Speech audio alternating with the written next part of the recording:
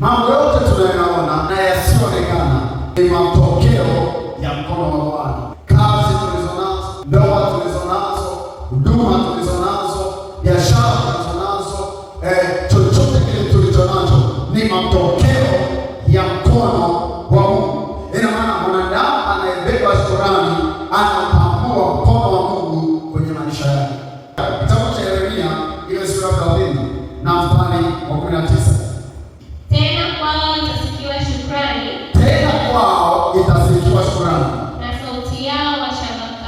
na sauti yao wachangamkao, nami nitawazidisha, wala hawatakuwa wachache, tena nitawatukuza, wala hawatakuwa wanyonge. Jambo la kwanza, maombi ya shukrani yanatoa ongezeko na ustawi kwa wale wanaomshukuru Mungu. Maandiko yanatuambia Yeremia 30 mstari wa 19, tena kwao itasikiwa shukrani na sauti yao wachangamkao. Halafu Mungu anasema hivi, nami nitafanya nini? Nitawazidisha. Wala hawatakuwa wachache. Ina maana ukiona umekaa katika eneo la uchache wa kudumu katika eneo fulani la maisha yako, ni ishara ya kwamba wewe hauna moyo wa shukrani. Kwa hiyo maandiko yanatuambia hivi, wale waliona kadra, waliona uruka, waliona tabia ya kushukuru Bwana, maandiko yanatuambia Bwana atawazidisha, wala hawatakuwa wachache, wala hawatakuwa wanyonge, bali watakuwa wenye nguvu. Kwa hiyo ukiyatumia maombi ya shukrani kama silaha, jambo la kwanza litakalotokea ni kwamba Bwana ataruhusu uongezeke, Bwana atapanua mipaka yako, Bwana atakuzidisha, hautakuwa mnyonge, hautakuwa mkiwa. Mungu atakuongeza zaidi na zaidi. Haleluya. Jambo la pili, shukrani inafungua milango iliyofungwa. Matendo ya Mitume sura ya 16 please, mstari wa 25 na wa 26. Inasema, lakini panapo usiku wa manane, Paulo na Sila walikuwa wakiomba Mungu na kumwimbia nyimbo za kumsifu. Na wafungwa wengine walikuwa wakasema wanasikiliza tu, yanaendelea. 26 unasema,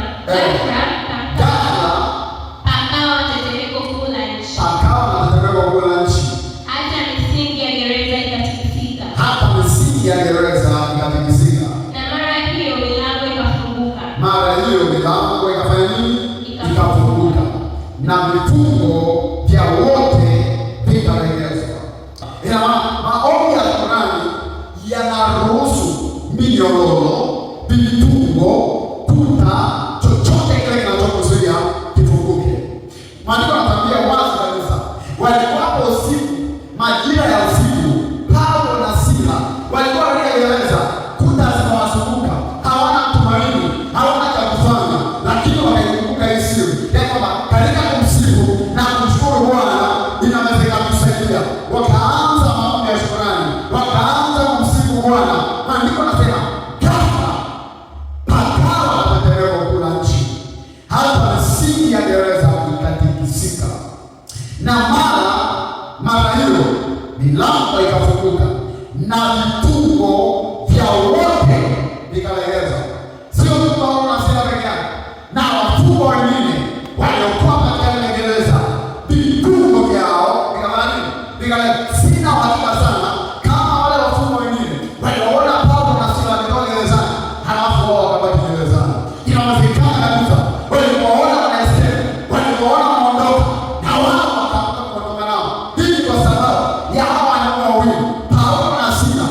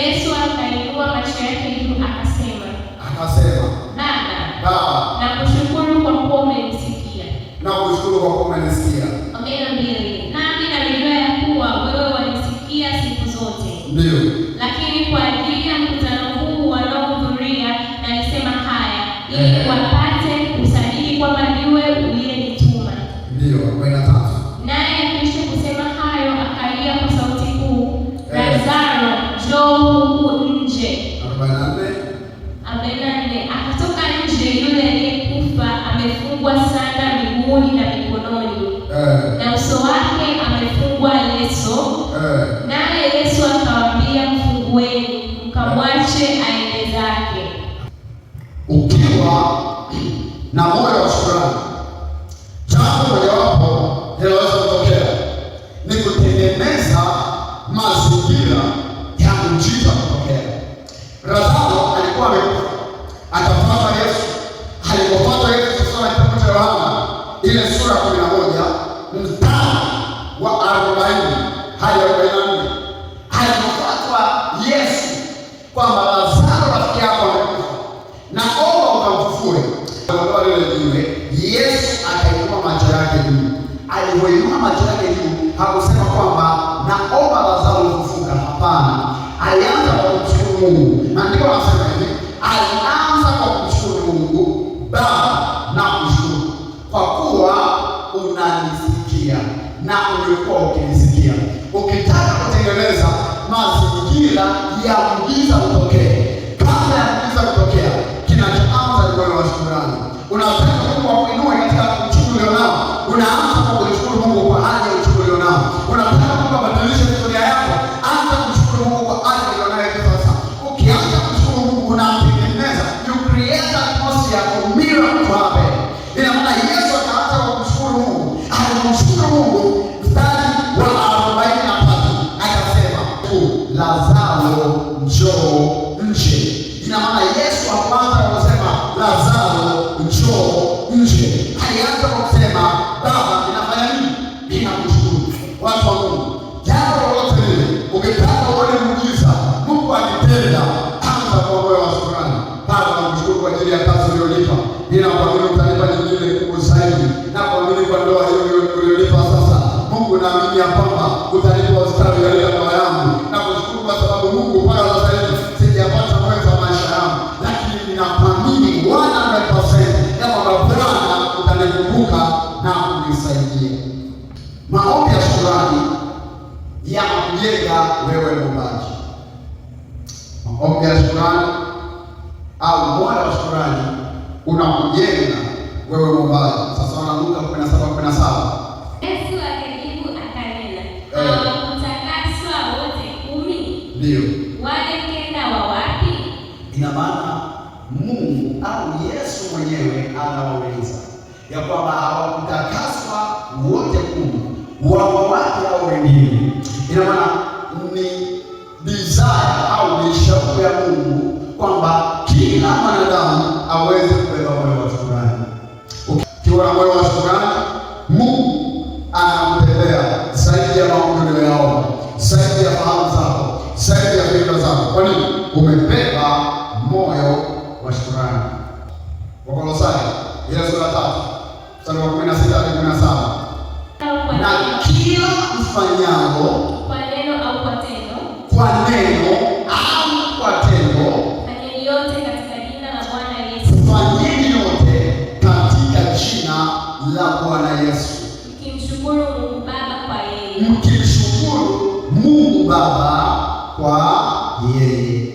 Kila tunachokifanya, ikiwa unafanya kwa kuongea, ikiwa unafanya kwa tendo, watu wa Mungu, jambo lolote sio mimi niliyesema, ni Mungu katika neno lake. Kitabu cha Wakolosai sura 3:17, na kila mfanyalo kwa neno au kwa tendo, fanyeni yote katika jina la Bwana, huku mkishukuru Mungu Baba kwa yeye. Shukrani inatakiwa kutoka katika moyo wa mtu aliyenyenyekea kwa kila neno au kwa kila tendo. Jambo lolote tunalofanya, kuna mambo tunayafanya kwa kunena na kuna mambo tunayafanya kwa kutenda. Katika yote maandiko yanatuambia fanyeni kwa jina la Bwana, huku mkimshukuru nani? Mkimshukuru Mungu. Waefeso 5:20. Waefeso 5:20 inasema, na kumshukuru Mungu Baba siku zote kwa mambo yote. Na kumshukuru Mungu Baba siku zote na kwa mambo yote. Katika jina lake Bwana wetu Yesu. Katika jina lake Bwana wetu